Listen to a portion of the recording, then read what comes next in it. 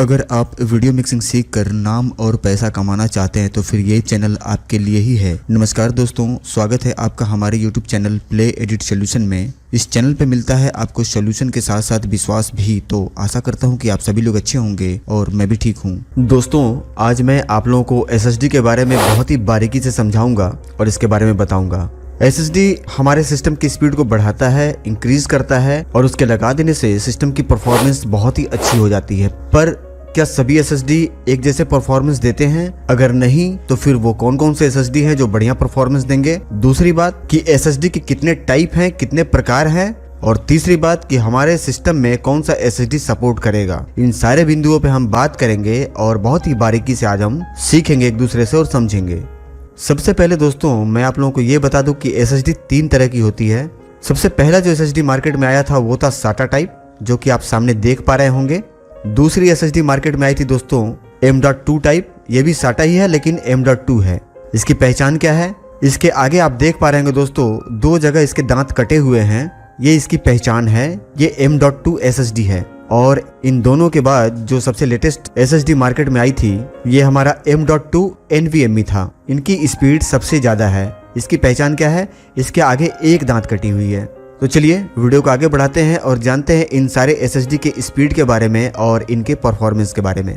सबसे पहले दोस्तों हम ये समझ लेते हैं कि हमें कौन सा SSD लेना चाहिए और किस किस SSD में कौन कौन से परफॉर्मेंस मिलते हैं। दोस्तों कुछ SSD मैंने सेलेक्ट करके Amazon पे रखा हुआ है आपको इसके बारे में बताने के लिए। वीडियो स्टार्ट करने से पहले दोस्तों मैं आप लोगों को ये चीज क्लियर करा दूं कि मैं यहाँ किसी भी कंपनी की बुराई नहीं करने वाला हूँ, क्योंकि सभी कंपनी अपने आप में अच्छी है, क्योंकि जितने पैसे हम लगाते हैं उसके हिसाब से वो परफॉर्मेंस देते हैं। तो आप किसी कंपनी के प्रति अपने दिमाग में नेगेटिव छवि नहीं बनाएंगे। मैं सिर्फ इस वीडियो को इसलिए बना रहा हूँ ताकि आप जब SSD खरीदें तो आप इन बिंदुओं पर ध्यान रखें। इस वजह से मैं आप लोगों को ये जानकारी दे रहा हूँ। सबसे पहले दोस्तों जब हम SSD खरीदने जाते हैं या आप अपने कंप्यूटर में SSD लगवाते हैं तो ज्यादातर यही वो SSD है जो हमें पकड़ा दिया जाता है, WD का ग्रीन वाला। पकड़ाने से पहले अगर हम उनसे ये कहते कि सर आप हमें सैमसंग में दे दीजिए या किसी और कंपनी का हम नाम लेते हैं तो वहां पे हमें ये बता दिया जाता है कि नहीं वो बहुत महंगा पड़ेगा आपको, ये सस्ता है, ये आप ले लीजिए। हम भी यही सोच लेते हैं दोस्तों कि SSD तो सारा SSD है, SSD में करना क्या है, WD का भी हार्ड ड्राइव मैं चलाता ही हूँ तो SSD ले लेता हूँ। रेट में काफी डिफरेंस है और स्पीड तो लगभग सबकी एक ही जैसी होती है तो हम ये परचेस कर लेते हैं। दोस्तों ऐसा नहीं है कि सारे SSD का स्पीड एक जैसा ही है। मैं आप लोगों को ये क्लियर करा देता हूँ, WD में ही ग्रीन और ब्लू में जो हो सके कि आपने अभी आज तक ध्यान न दिया हो, इस वीडियो को देखने के बाद आप बिल्कुल चौंक जाएंगे दोस्तों कि क्या इतना भी डिफरेंस हो सकता है SSD के स्पीड में। दोस्तों ये जो हमारा WD का ग्रीन है इसकी स्पीड आप यहाँ पे देख लें, 500 MB लगभग इसकी स्पीड होती है रीड और राइट की। यहाँ पे आप देख पा रहे होंगे दोस्तों 545 MB इसकी स्पीड है पर सेकंड डेटा रीड और राइट करने की, जबकि इन्होंने यहाँ पे स्पष्ट नहीं करा हुआ है कि रीड की स्पीड कितनी है और राइट की स्पीड कितनी है। जी हाँ, बिल्कुल सही सुन रहे हैं आप, दोनों की स्पीड होती है, रीड की अलग होती है और राइट की अलग होती है। ऐसा नहीं है कि अगर कोई SSD 500 MBPS की स्पीड से वो पढ़ रहा है तो डेटा अगर उसमें आप राइट करेंगे यानी कि जब वो डेटा को रखेगा तो वो 500 की स्पीड से रख दे, ऐसा नहीं है। राइट करने में हमेशा स्पीड कम होती है और रीड करने में स्पीड हमेशा ज्यादा होती है। इस बात को हमेशा ध्यान रखिएगा। अगर ये चीज आपको पहले नहीं पता था और अगर ये जानकारी आपको नहीं मिली है तो कमेंट करके मुझे जरूर बताइएगा। और ये SSD 500 GB का है, हमें GB से कोई मतलब नहीं है और ना ही हमें रेट से मतलब है, हमें सिर्फ यहाँ इसके स्पीड से मतलब है। हम यहाँ पे इसकी स्पीड के बारे में ही सिर्फ बात करेंगे। इस हार्ड ड्राइव का जो इंटरफेस है, जिस प्रोटोकॉल पे ये काम करता है, ये SATA प्रोटोकॉल है और ये SATA प्रोटोकॉल पे काम करता है। दूसरी बात दोस्तों कि इसका डाटा ट्रांसफर का जो स्पीड है आप चौंक जाएंगे दोस्तों, 6 GB पर सेकेंड है। अब आप गणित लगाइए कि जो पहला हार्ड ड्राइव मैंने आपको बताया है यहाँ पे ये 545 MB है ग्रीन वाला, यहाँ पे आप देख पा रहे होंगे, जबकि इसका ब्लू वाला का वर्जन जो आप यहाँ देख रहे हैं ये 6 GB डेटा ट्रांसफर करेगा पर सेकंड। अब अगर आप ग्रीन वाले की तुलना में अगर डाटा ट्रांसफर का स्पीड आप देखेंगे दोस्तों तो आपको लगेगा ऐसा कि ये लगभग 12 गुना फास्ट है। 12 गुना ज़्यादा उससे तेज स्पीड से ये डेटा कॉपी कर सकता है। अगर सिर्फ आप सी ड्राइव के लिए यूज़ करते हैं तो उससे 12 गुना तेज इसकी स्पीड है, यानी कि जहाँ पे वो 10 सेकंड के अंदर सिस्टम आपका बूट करता है तो ये जाहिर सी बात है कि इस पे 6 सेकंड में आपका सिस्टम बूट कर जाएगा। ये तो बात हो गई दोस्तों साटा टाइप हार्ड ड्राइव पे, यानी कि जो साटा टाइप प्रोटोकॉल पे बना हुआ SSD है उसकी। अगली जानकारी मैं आप लोगों को दे देता हूँ M.2 NVMe। अब M.2 क्या है इसको समझ लीजिए दोस्तों। ये जो SSD आप देख रहे हैं सामने, ये M.2 SSD है। M.2 SSD और ये SATA SSD में क्या अंतर है इसको समझ लीजिए पहले आप। ये जो M.2 SSD है इसकी भी स्पीड दोस्तों लगभग 500 MB पर सेकंड की होती है। यहाँ पे आप देख पा रहे होंगे, यहाँ पे स्पष्ट रूप से इन्होंने लिख रखा है 520 से लेकर के 450 MB पर सेकंड रीड राइट की क्षमता। बस फर्क इतना ही है दोस्तों इस SSD में और इस SSD में कि ये आपको एक केबल के थ्रू मदरबोर्ड से आपको जोड़ना पड़ेगा, क्योंकि बगैर जोड़े ये काम नहीं करेगा। जैसे हम हार्ड ड्राइव लगाते हैं उसी तरीके से हम इसे जोड़ेंगे, जबकि इस वाले SSD को आप डायरेक्ट मदरबोर्ड में लगा सकते हैं। मदरबोर्ड में इसका ऑप्शन रहता है और मदरबोर्ड में आप लगा देंगे तो ये डायरेक्ट बगैर केबल के ही आपके मदरबोर्ड से कनेक्ट होकर के काम करना चालू कर देगा। इसके एक दो फायदे और हो जाते हैं दोस्तों, जैसे कि कई बार आपने देखा होगा कि बहुत ज़्यादा लोड सिस्टम पे पड़ जाने के बाद तो कई बार ब्लू स्क्रीन हो करके आपका कंप्यूटर डंप कर जाता है। वो इसलिए होता है कि आप केबल से जोड़ करके चला रहे होते हैं और लोड पड़ने की वजह से आपका SSD छोड़ देता है। वो प्रॉब्लम आपको इस SSD में फेस नहीं करनी पड़ेगी, क्योंकि इसमें कोई केबल नहीं लगेगा। आप डायरेक्ट मदरबोर्ड से जोड़ देंगे तो इसमें वो प्रॉब्लम नहीं आती है। पहली चीज़ ये, और दूसरी चीज़ कि आपका मदरबोर्ड में एक SATA पोर्ट और मिल जाएगा। आने वाले समय में अगर आप 4-5 या 5 से ऊपर हार्ड ड्राइव लगाते हैं तो एक DVD राइटर को लेकर के आप 5 हार्ड ड्राइव लगा सकते हैं। एक SATA पोर्ट आपका इसके वजह से बच जाएगा। ये 2 फायदे होते हैं इस M.2 में। इसका एक और वर्जन नया आ गया है दोस्तों, एक नया प्रोटोकॉल जिसका नाम है M.2 NVMe। आइए उसको देख लेते हैं दोस्तों। ये वो हमारा SSD है जो M.2 NVMe है। लगभग देखने में दोनों एक जैसे लग रहे होंगे, पर दोनों की स्पीड में जमीन आसमान का अंतर है और दोनों की बनावट भी अलग है। आप गौर करेंगे तो आप देखेंगे कि इसके आगे एक तरफ दांत कटा हुआ है, जबकि साटा वाले में दोनों तरफ दांत कटे हुए हैं। आइए देख लेते हैं। यहाँ पे आप देख रहे होंगे डबल कटिंग है, जबकि उसके अपेक्षा में इसमें एक कम है। ये इसकी पहचान है, पहली चीज ये। दूसरी चीज ये कि हम इसकी स्पीड के बारे में जान लेते हैं दोस्तों। इसकी जो रीड राइट की स्पीड है दोस्तों, यहाँ पे आप पढ़ सकते हैं 6 GB पर सेकंड ये भी डेटा ट्रांसफर कर सकता है। अब हम आ जाते हैं दोस्तों सैमसंग पे, जो कि मैं पहले ही बता चुका हूँ कि ये भी SATA टाइप ही है इसका इंटरफेस।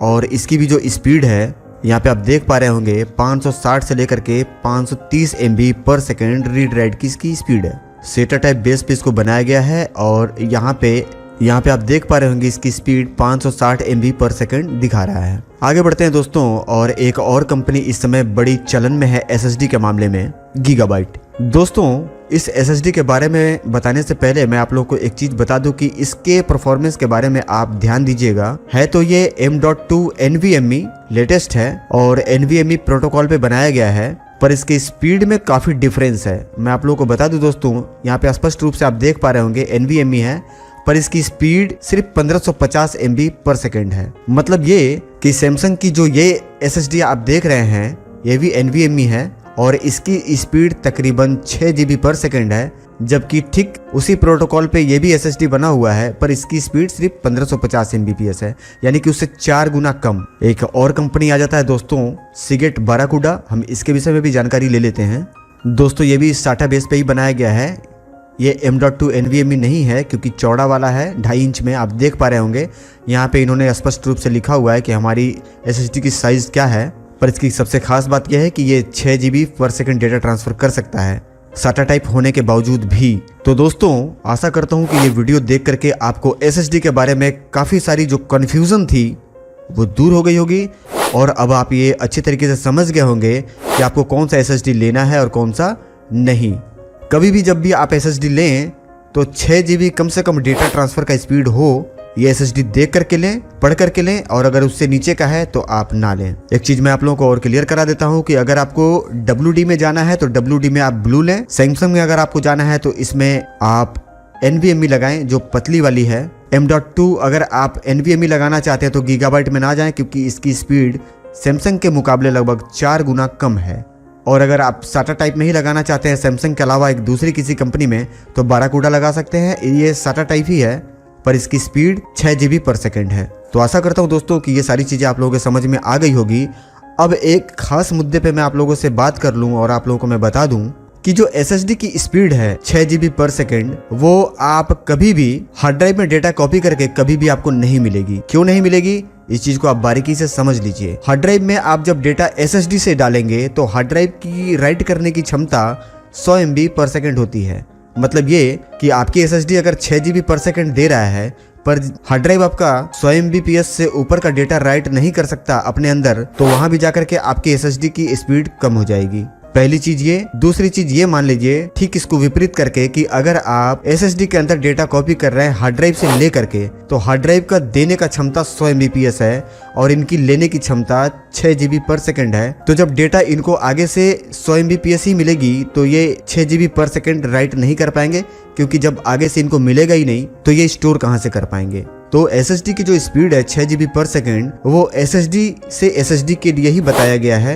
इस बात को आप ध्यान में रखेंगे। कभी भी हार्ड ड्राइव से आप डेटा कॉपी करेंगे तो वो स्पीड आपको कभी भी नहीं मिलेगी।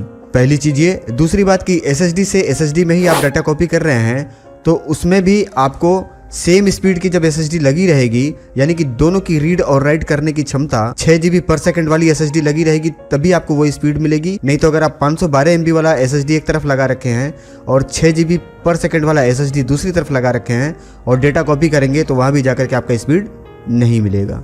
अगली एक और चीज आप लोगों को क्लियर करा दूं दोस्तों कि हर डेटा का भी अपना एक स्पीड होता है। जैसे एक 15 GB की कोई रेंडर की गई फाइल आप जब कॉपी करेंगे तो वो 100 Mbps पर सेकेंड की स्पीड से कॉपी होगा हार्ड ड्राइव के अंदर। पर अगर आप कोई सॉफ्टवेयर रखे हुए हैं या कोई बहुत छोटे छोटे फाइल या JPG या MPEG फाइल या JPG फाइल या कोई बहुत सारा चिल्लर फाइल आपने रखा हुआ है जिसकी संख्या लाखों में है और उसको कॉपी में लगाएंगे तो वो कभी भी 100 Mbps की स्पीड नहीं देगा।